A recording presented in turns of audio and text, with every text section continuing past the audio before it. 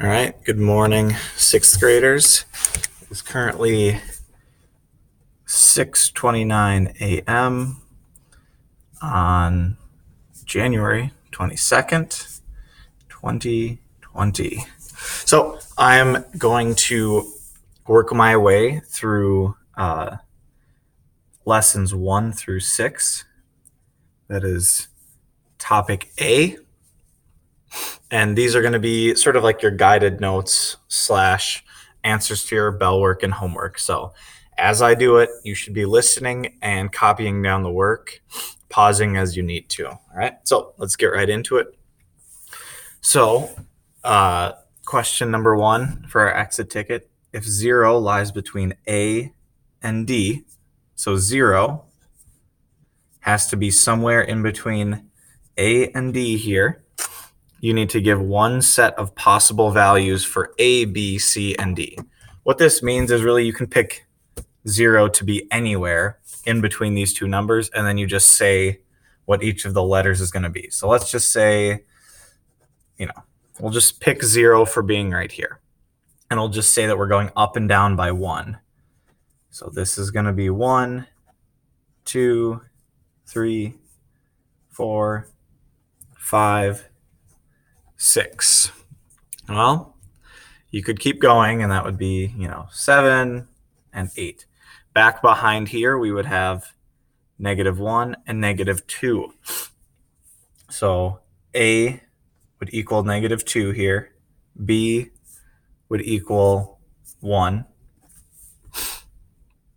C would equal 3.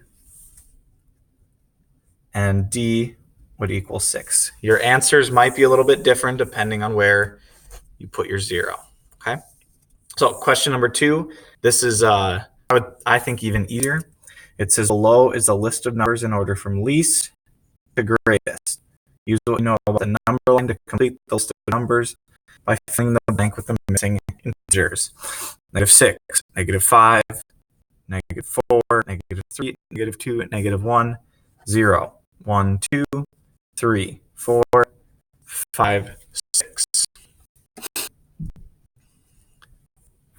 Last question for lesson 1. Complete the number line scale. Scale means how big or how small something is going up and down by. Explain and show how to find 2 and the opposite of 2 on a number line. Well, we already have our tick mark distance figured out. So we've got 0, blank, 2. Well, what's going to be halfway between 1 and 2? Excuse me, 0 and 2. It's going to be 1. So you've got 0, 1, 2, 3, 4, 5, -1, -2, -3, -4, -5. You need to show and find 2 and the opposite of 2. Well, 2 is right here, and that's 2 spots away from 0. So we have to think, okay, what's also going to be 2 spots away from 0? And that's -2. All right. I'm going to say you don't have to explain. Opposites are pretty straightforward. Okay.